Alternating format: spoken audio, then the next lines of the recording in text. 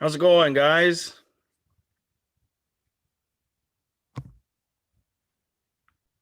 We're out here in the garage again tonight.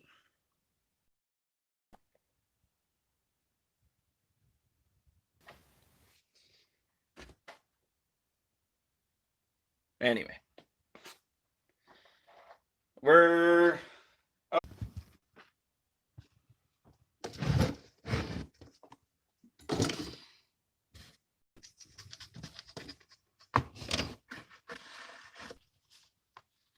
just trying to get you guys set up here. Apparently things aren't working out for me tonight.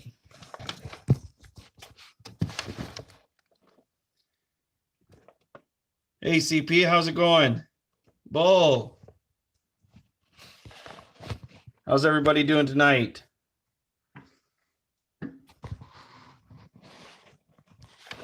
Okay, just bear with me here, guys. I'm trying to freaking set you guys up here. Of course, everything's freaking mess.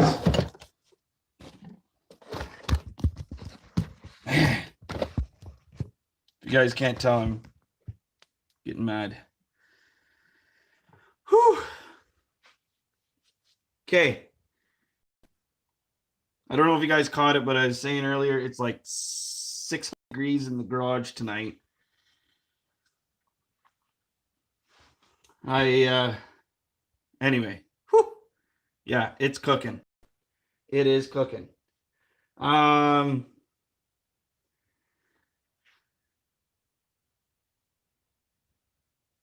Oh, were you, Bo? Right on, bud. Well, at least you're here tonight. I'm just trying to get you guys set up. I'm on this stupid tablet. Jess has it in some, I don't even know if I can rip it off of there or what.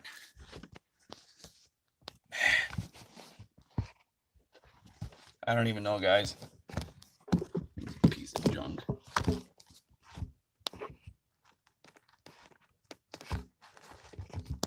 Apparently, if I don't have these in the window, it's not going to work. I need something shoved behind it, otherwise it's... There. Is that a little bit better? Maybe. Raymond, how's it going? So, anyway, we got, if you guys missed last night's live, I was telling you guys about getting a new bait station, new property, and pretty pumped. So tonight I am whipping up some snares. I've got about a dozen maybe that were already made up, but I definitely plan on getting more than just a dozen out at this new bait. Not to mention I got some other snares that I got to get put out at the other ones. Anyway, we're making up I guess you could call them like a Seneker snare. We got ourselves the tooth cam, running the 3/32.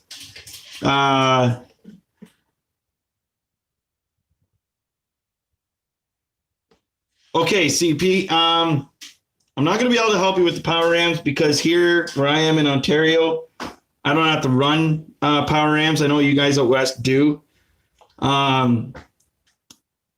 So I can't really guide you a whole lot on that. I know guys run, the Ram number 1. And they also run the Wolf Masters. And as for cable size, I don't even know. But where I am here, I'm lucky I don't have to run those the power rams. So we got 3/32 7x7 cable. And first thing we're gonna do, slide on a double furl, loop it back in itself. Okay, that's what we're gonna tie off to the tree with.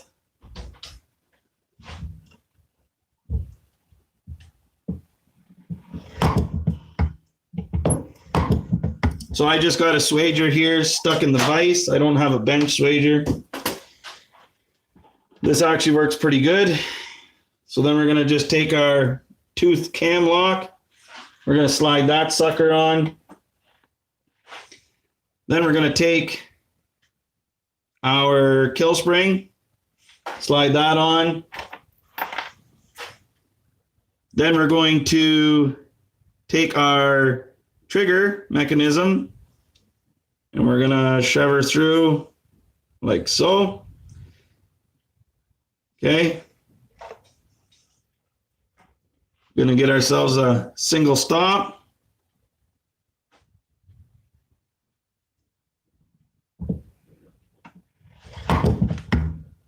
Going to crimp that sucker on there. Then we're going to go back.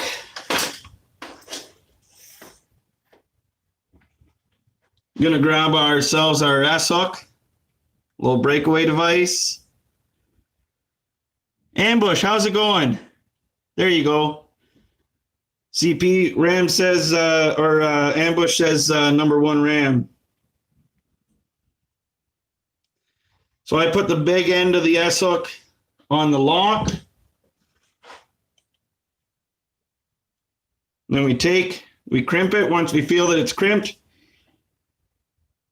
we give her another good squeeze. They say by over squeezing, you increase the breakaway strength of that S-hook. These ones, I think these ones are rated for 350 pounds, if I'm not mistaken. Which are fine for coyotes, but I don't think that they would hold too well with the wolves. I'm not too sure about that, but that's about the only thing that I'm a little bit nervous with this whole setup is if I do pick up a wolf. I don't know how that would how I'd fare out with that. And then I just curl them up. Once you got maybe about a foot of cable left, wrap it around inside of itself. Now you got a nice, tight, wrapped up snare. It's not falling apart, stays together, easy to transport.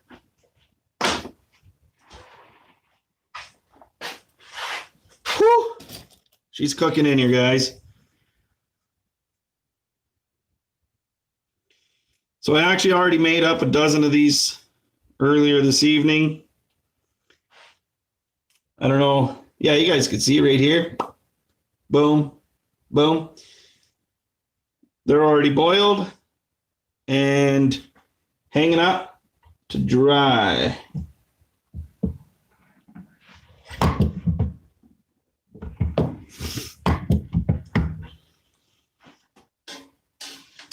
We've got one wolf so far, CP. And we just picked up coyote number 19 today. I was checking back in my records. And last year at this time, we were around 22, 23 coyotes. So we're actually not doing bad this year, all things considered, with the crappy weather. And I'm actually down 2 bait sites compared to last year. Now, obviously, once we get this new bait up and going there tomorrow, we'll only be 1 bait shy from last year. But yeah, with all things considered, guys, I think we're doing not too bad. Ouch! Get you every time.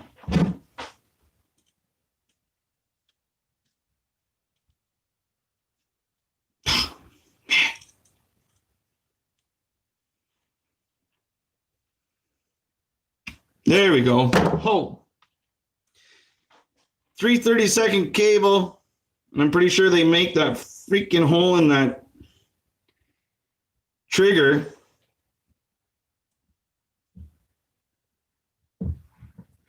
about 1,000th smaller than the cable.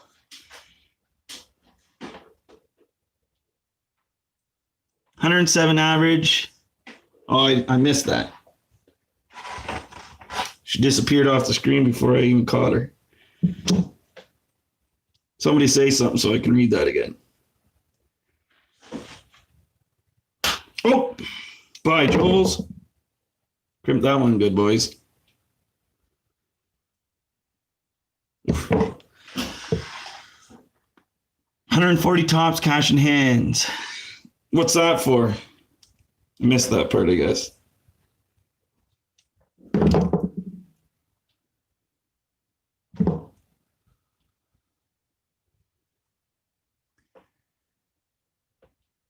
Chip, how's it going?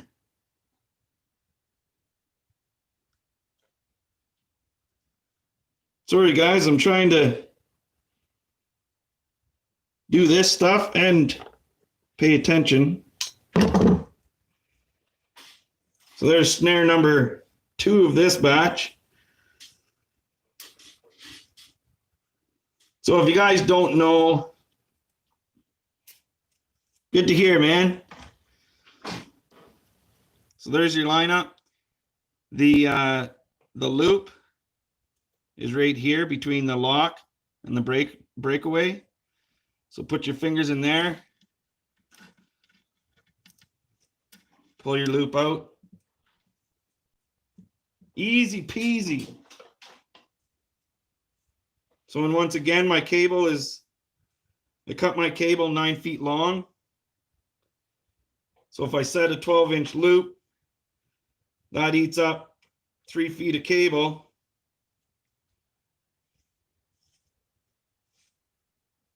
Which leaves me with roughly 6 feet to tie up.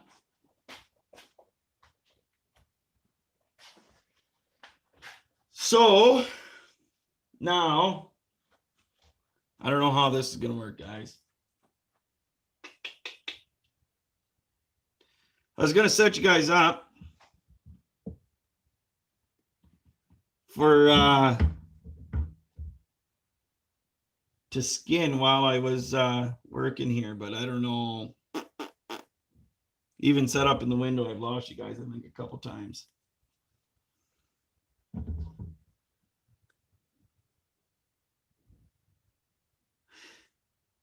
Am I coming through clear, guys, or is it choppy? Is it buffering pretty bad?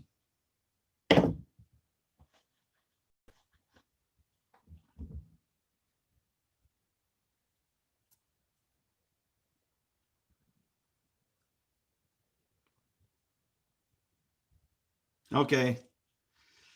Coyote's over there. I don't know if I could turn you guys enough here.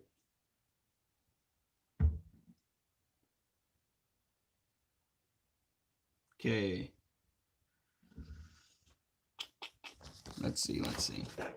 Bear with me here, guys, for a second. Try and get you guys set up. Oh, what do they do? There we go.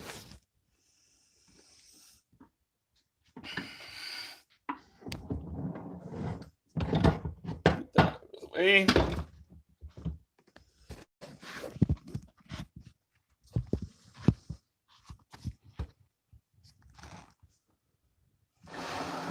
That stuff moved. There. Okay.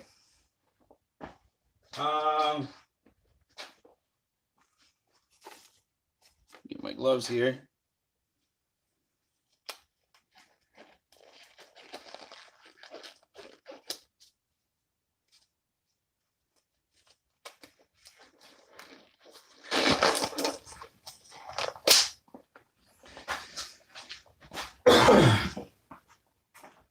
So we're gonna see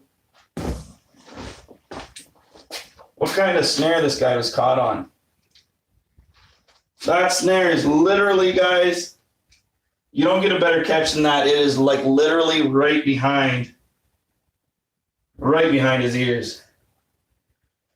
So we got that on video there today, guys. That, well, I'm not sure when that video will be coming out, to be honest.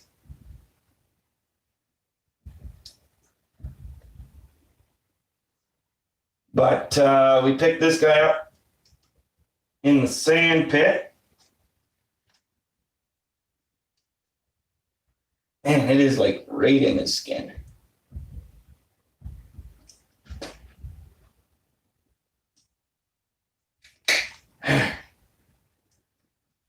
Okay, let's see what kind of snare we got here.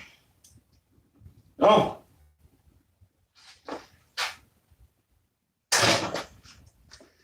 So that's just off of one of the Keith locks.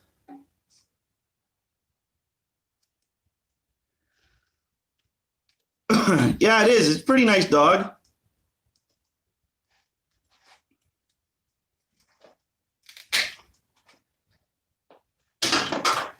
So if this one looks good. So if they look good, I keep and reuse them.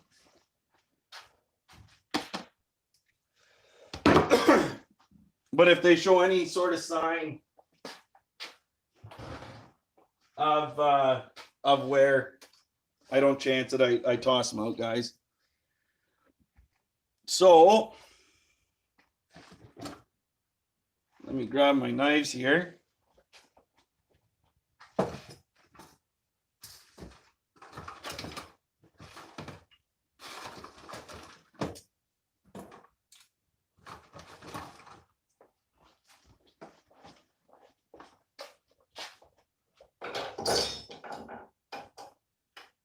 Turn some light on for you.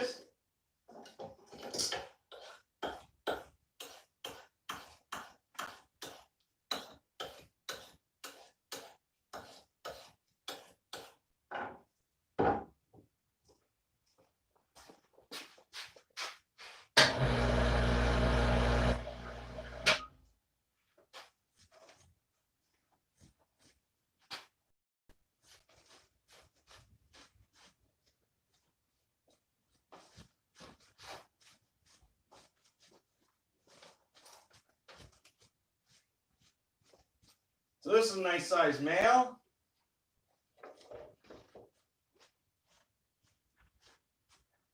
And he was dead when we got to him. So you can see, comb the burrs and that out of him. He's not bad though. So funny enough, Tubby, how's it going? Yeah, it was +2 today, 2 here.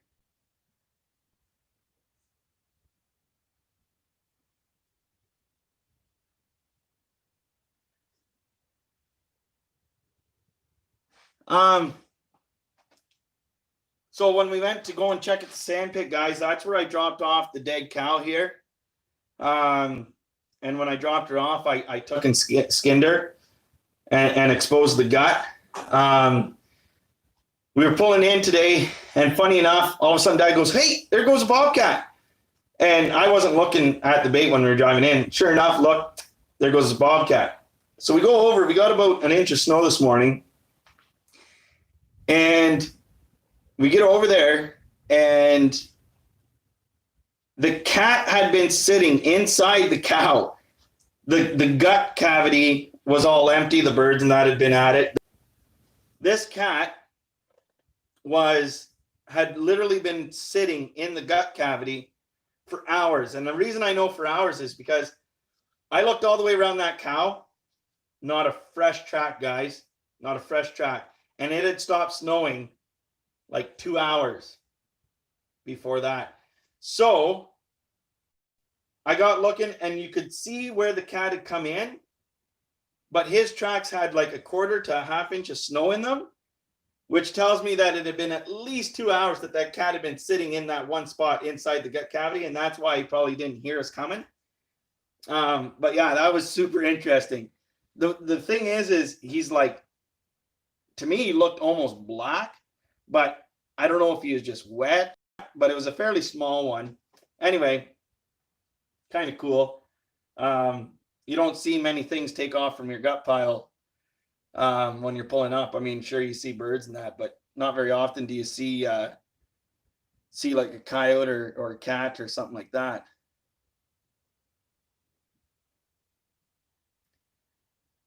I'm just reading here, guys. Something about Chip's wife. Sorry to hear about that, Chip. I'm not sure what's going on, but hopefully everything works out. Anyway, guys, I'm not going to be able to read and skin, so I'm going to start skinning here, and I really wish that this thing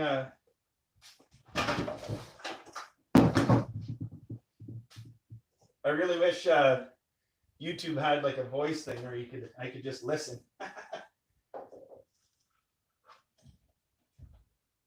Anyway.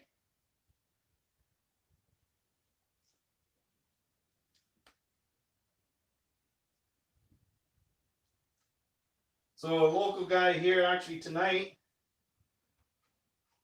hit a deer, actually hit 2 deer. So I got a hold of him, and he found the one. And funny enough, guys, he actually hit the deer less than 100 yards from the bait pile I have over at my brother's place. So it was a doe and a fawn, I think, that he hit. He hit both of them. And the fawn, it died right away. So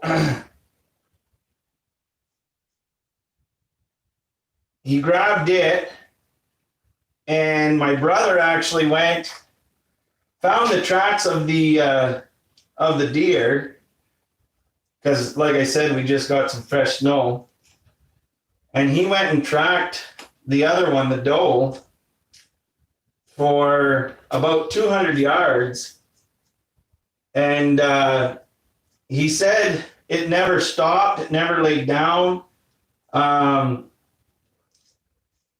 He said it wasn't even bleeding. So anyway, I don't know if that doe, hopefully she's fine, but I don't know if she'll eventually go and die somewhere or just what. But the guy that hit it, he was saying that the fawn was standing closer to the vehicle than the doe. So he kind of hit the fawn and it went flying into the doe.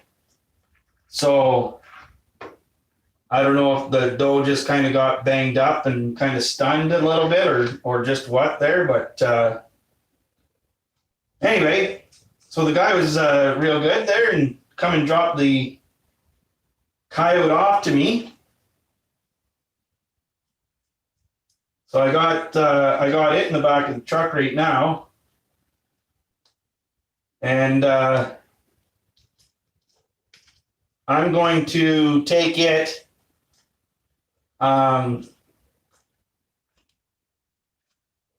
over into the. I'm trying to think of what I should call this new bush. I kind of feel like calling it the alder bush, but I don't know just yet. Anyway, we'll call it the alder bush for now anyway.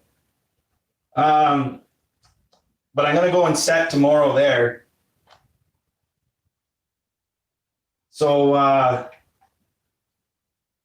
think what I'll do is I'll take that deer in there too. I know we just dropped the that calf off yesterday, but while I can still get the truck in there, I don't think it's going to hurt to get a little bit more bait in there while I can still get in there, because I would imagine any time now I'll lose the luxury of being able to drive the truck just anywhere I want, So anyway, that's the plan.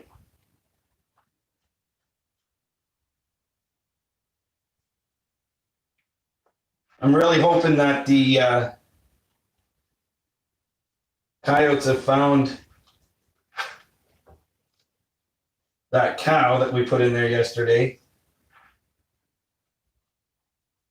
and are making lots of good trails for me.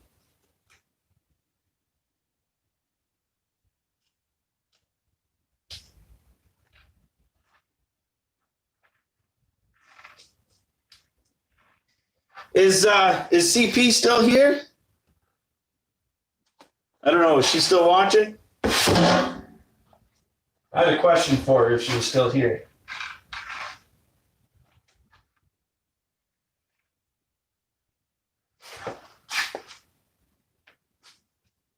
Okay, she is still here. All right, good. So, like I told you guys before, I watch all your guys' videos, but I watch it on my TV, so I'm not able to comment on that on my TV. And very rarely do I go back and comment or like it on my computer. Anyway, if you guys haven't checked out BCP Farm and Trucking there, you guys got to go check them out.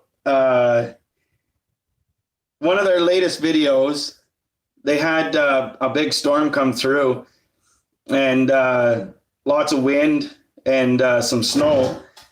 And they woke up and everything was, crazy. But the one thing that, whose grain bin was that come flying into your yard there? Do you know the people or was it like from like totally out of town or something? Because I found that kind of interesting.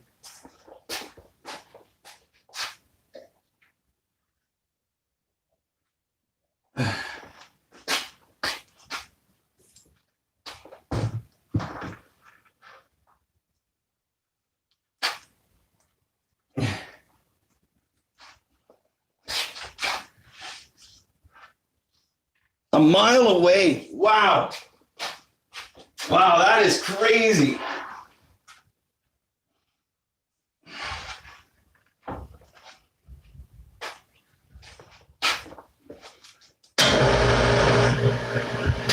That must have been some wind. That must have been some wind, man.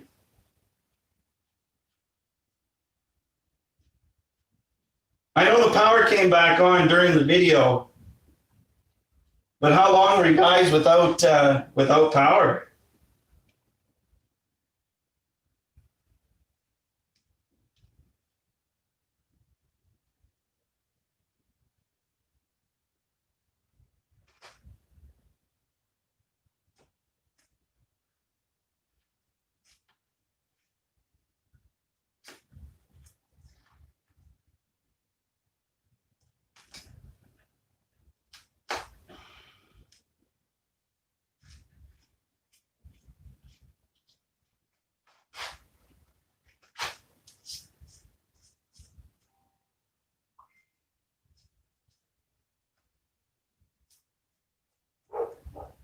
Oh, there we go.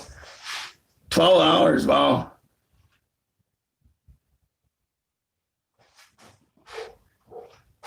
I think they're out. Oh man, is it Alberta or Saskatchewan? I can't remember now.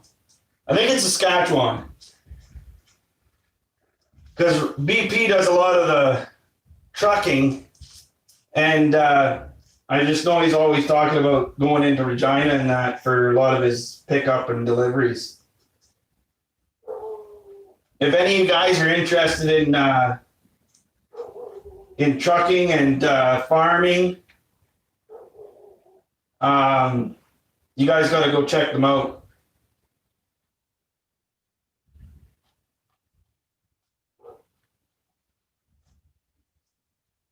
BP usually always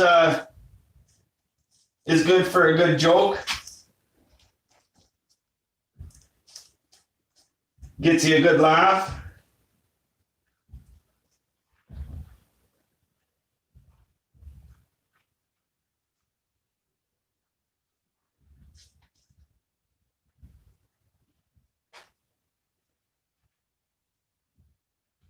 he did a little series, a little mini series, if you will, on fencing, which at first doesn't sound like a very exciting topic. And if you're not into farming, it probably isn't. But anyway, the way that he does his barbed wire fencing is really cool. I really enjoyed it. He had a lot of great tips and tricks, and he's got like this, I don't know, it's like an antique stretcher for stretching the barbed wire. It's like a rope on pulleys, and anyway, he sure made it look easy.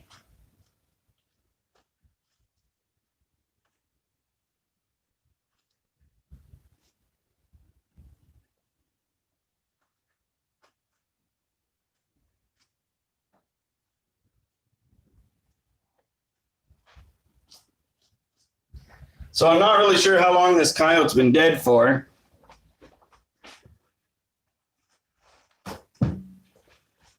I mean, I know it couldn't be any longer than 3 days, because that's when we checked last. But I'm just wondering how much green belly. I already see a little bit of a start of green belly there. So we will see, I guess.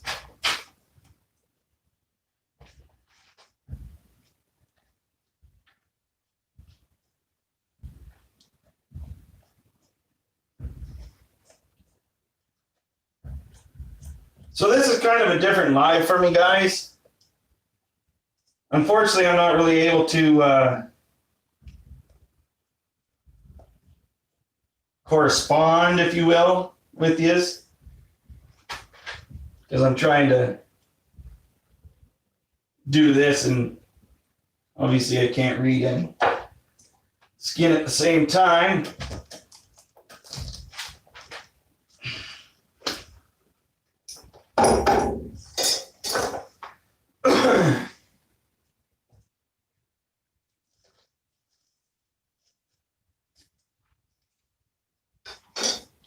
I'm normally a little bit quicker at this than this, guys. But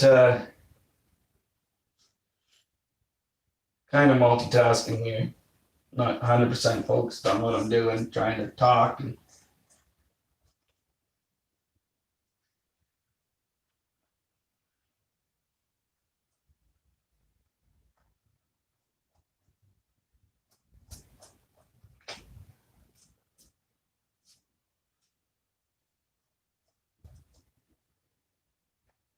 So I know most guys just pull their coyotes. You see me using a knife the whole time. This is just what I'm comfortable with. I mean, it doesn't seem like he's too bad, actually, in the belly. I was kind of thinking he'd be a little bit worse off than that.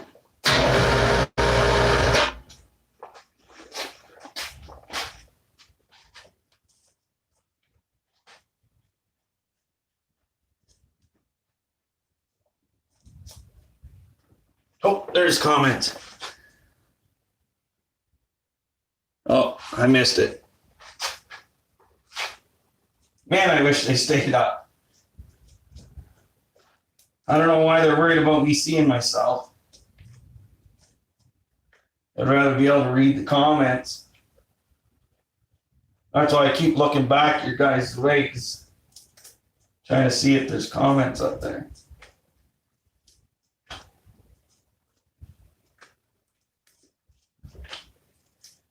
So this guy was froze, which is kind of surprising since we haven't had much for cold weather.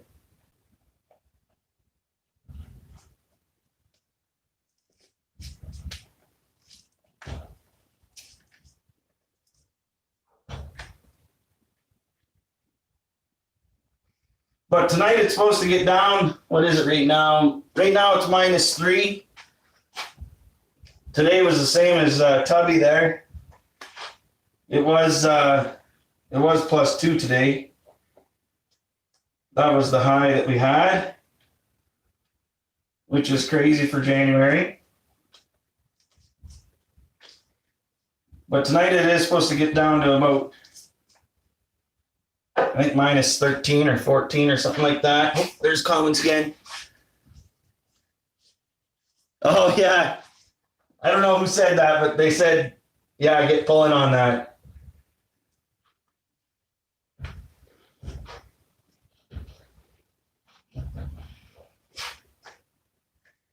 I know.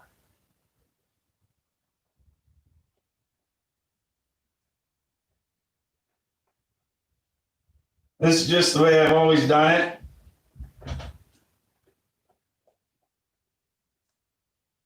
I have thought about trying to make this kind of into a bit of a skinning machine.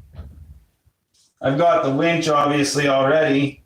If I could mount something to the floor and be able to hook on to his back leg part there.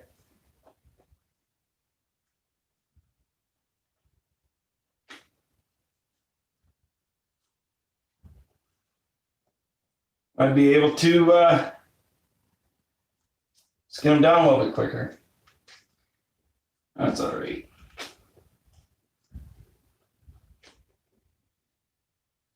Just the way she goes, boys. Just the way she goes. I wish I had more height too. That's I think that's pretty much all I got. Yeah. I like kind of working up here.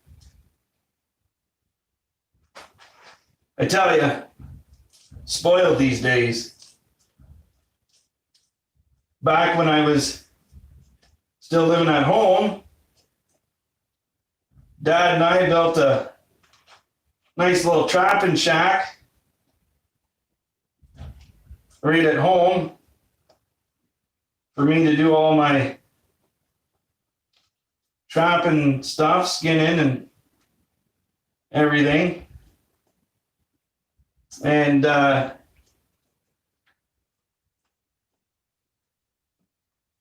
back then I didn't have a winch or anything. All I had was I had two little pulleys up on the ceiling, which the ceiling was only whatever, 7 foot tall, 8 foot tall.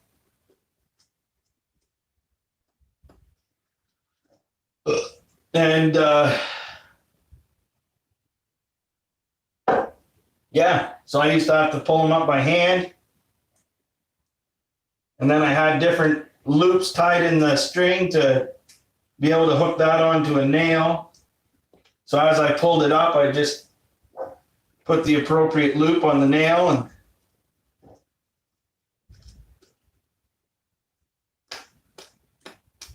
it worked.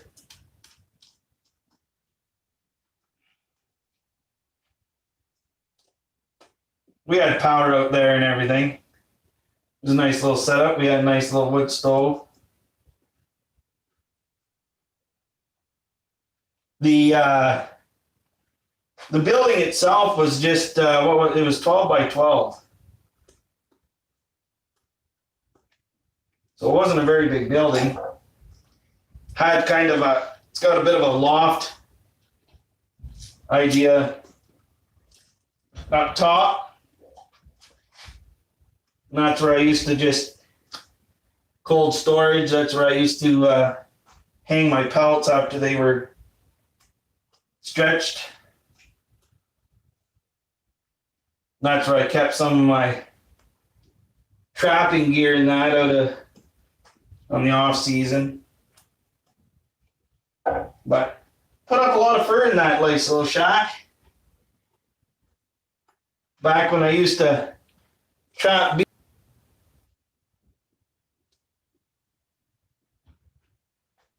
Oh, I keep freaking missing them, boys.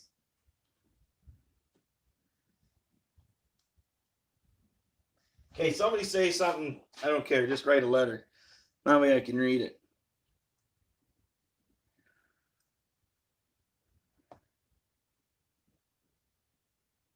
Tim, how's it going?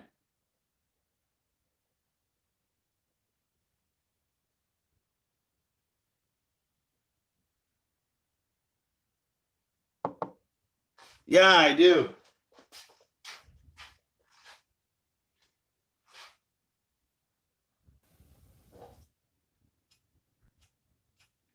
I did more water trapping than land trapping back then.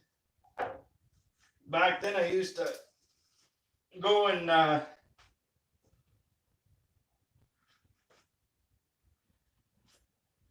trap beavers under the ice. What madness that was. I mean, it definitely shouldn't be all about the money, which it's not. But the money definitely helps, you know, get you out there. And back then, the prices were a little bit better than they are now, but not by much.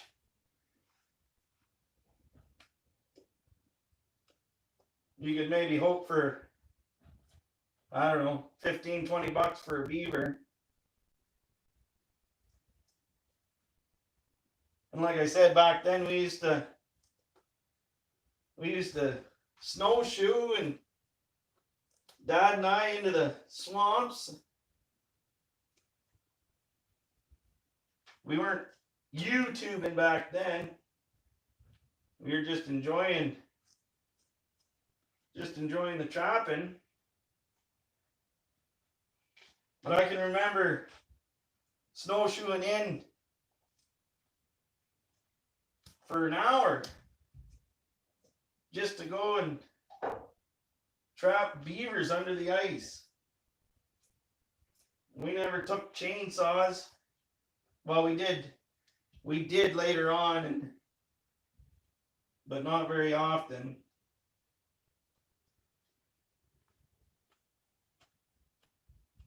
I had a chisel, and I had a good axe.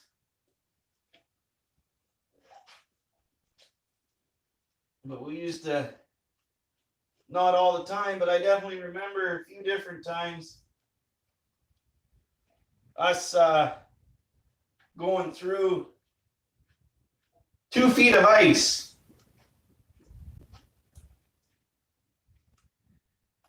Just to trap beaver, guys.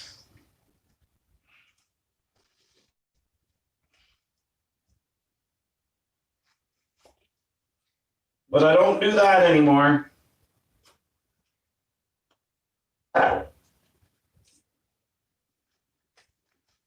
Although I did snow machine through one of my old trapping properties. It's a 300-acre bush lot that I used to trap. That's where I caught most of my wolves back then. Was on that 300 acres. It's the only access is through a snow machine trail. Anyway, about a week ago, the kids and I went for a snow machine ride, and as we were going along, I was just kind of reminiscing. We drove. Part of the trail goes kind of across this beaver dam roadway thing.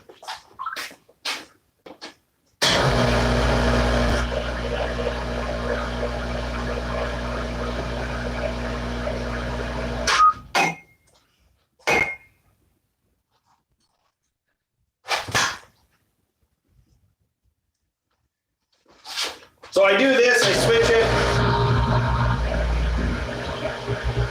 Once I get to the neck, reason I do that is because once you get into this area, you can nick main arteries.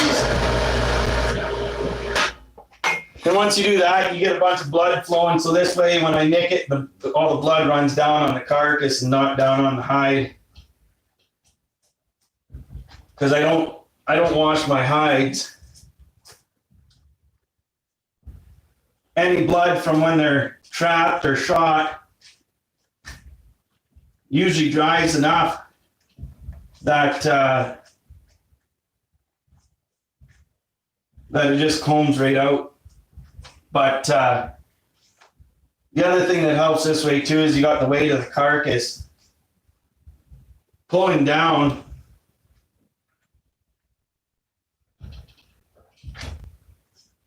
Makes it a little bit easier. Anyway, so as we were going up through that property, I was, yeah, see? A little bit of blood there. She's going down the right way though. I was reminiscing about trapping there. And of course, this year with it being so warm, we,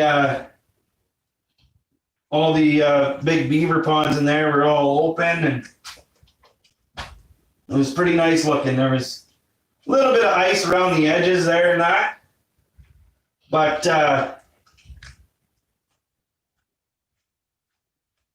on the ice and up on the banks, I could see quite a few otter tracks. There was one spot that looked like maybe a beaver was coming out up on. Then as we were going down the trail a little bit further, there was some coyote sign in that.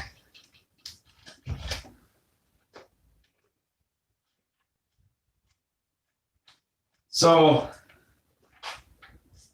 kind of got me thinking next year I might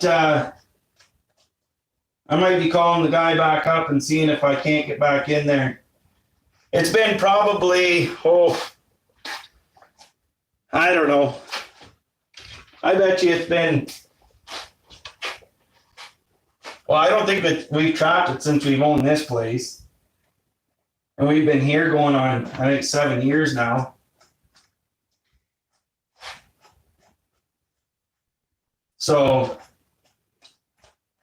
I bet you it's close to 8 years, 9 years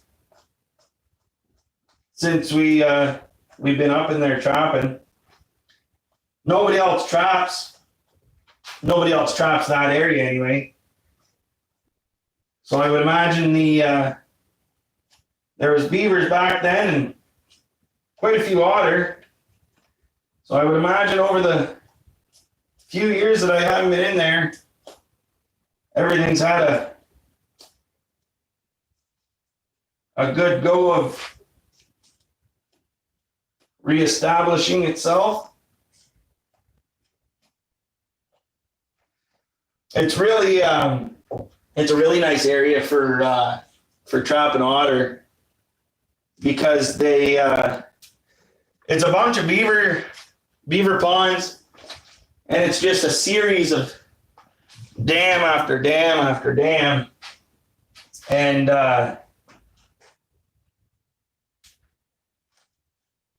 you like the one time there I caught 3 otters in one day. I caught 2 on one dam, and further down I caught another one. Works out pretty good if you can find those crossovers and then do a gang set on each dam. Otters like to move as a family pack. So quite often, if you have more than one trap set,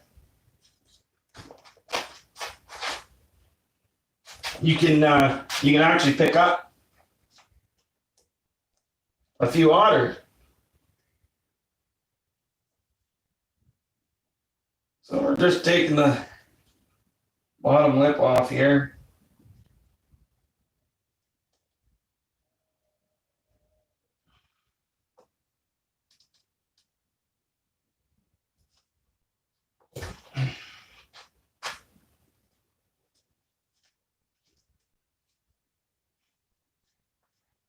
Is she buffering on you guys pretty bad or what?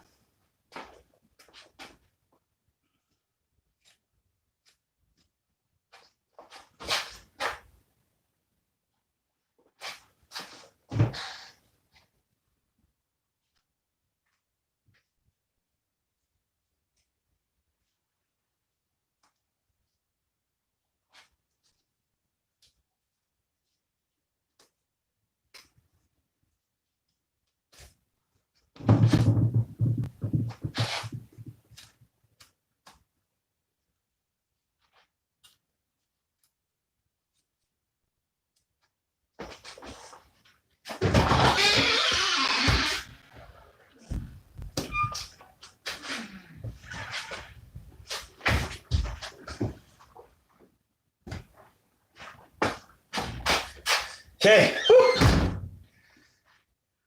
Kind of feels nice to go outside.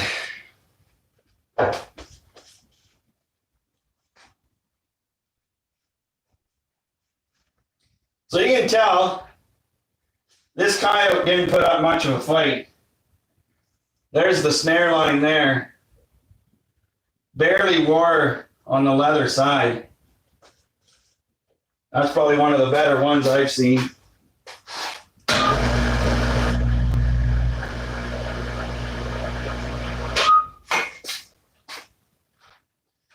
I'll just take and get his tail flipped around here.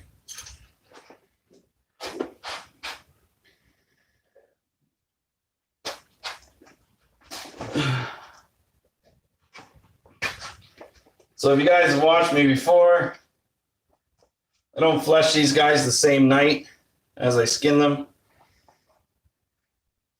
Well, not ever, but try not to. So I just leave his head rolled inside there, kind of roll him up. And now he's gonna go upstairs where it is freezing.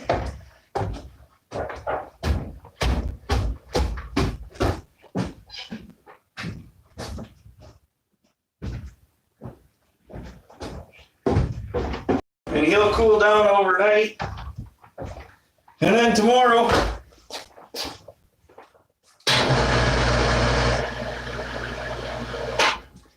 we'll flesh him up. That was the wrong bin.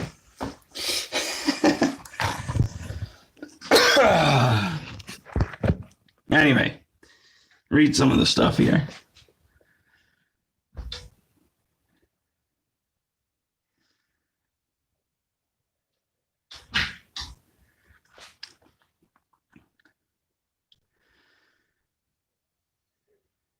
No, well, it depends on where you are, but it's not a gray area here.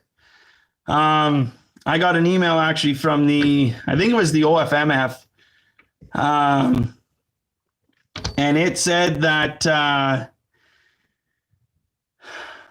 don't want to screw up the wording, so don't quote me, but that we were still allowed to trap. And if you had to trap with somebody else, that you wear a mask if possible and take, the appropriate safety measures. So, trying to stay your distance and all that jazz. So anyway, yeah. So, you are still allowed to trap. You just got to be smart about it. So kind of crazy in my mind. In our area here, the schools had been shut down until just recently. I guess they're looking at opening all the schools back up. So the part that kind of makes no sense to me is they're going to keep everything else shut down, big pandemic, massive lockdown province-wide here. But we're going to send the kids back to school, where it's crowded as sardines. part doesn't make any sense to me. You're trying to stop a virus, but you're going to send somebody out of, each household, let's say. I know not everybody has kids or kids in school, but still, like, and then, and have them grouped all together. It just doesn't make sense to me. Yeah, exactly. You got school and hockey, but you can't have somebody to your house. Like, I don't know.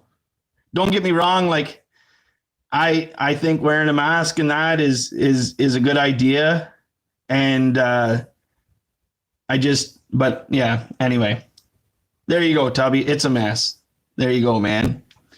Well said.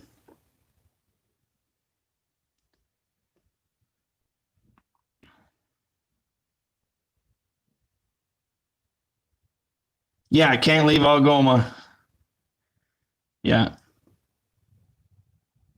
I know some guys that this was back even before the major lockdown. I know guys for their work, in order to stay working, their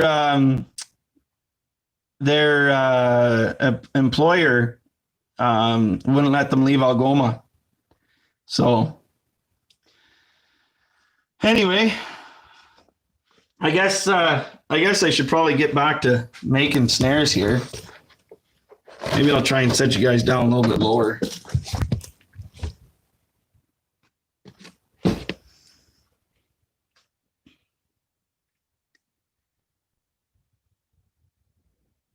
Yeah, exactly. Yeah.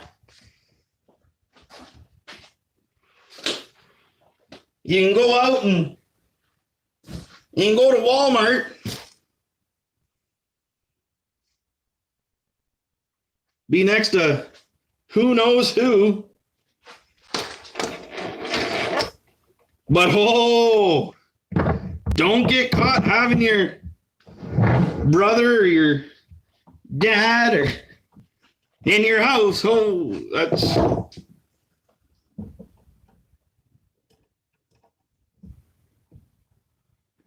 anyway. If you guys know me, I'm actually not a political person at all. Like, at all. As far as I'm concerned, we should all just be living in the bush, enjoying life.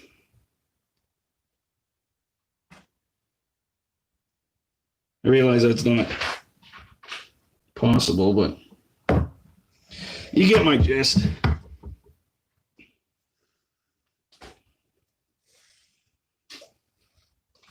And to be honest, one politician to the next, I don't think it matters. Because just like in a marriage, the politician is just the head. Just like the man is just the head. But the wife is the neck. And guess what, guys? The head looks wherever the neck points it. But that's just my point of view. And it's the same as when you're talking about politicians. They might look good on their resume and they'll promise you everything. But when it comes down to it, they're just a head.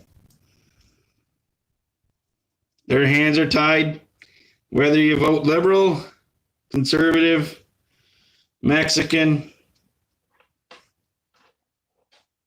She just don't matter.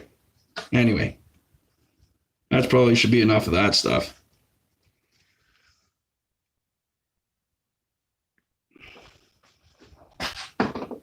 Because I'm actually not here to offend anybody, guys.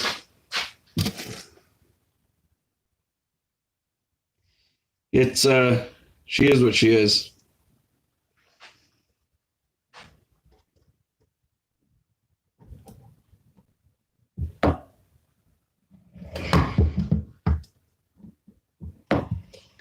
Anybody else getting mad wind tonight?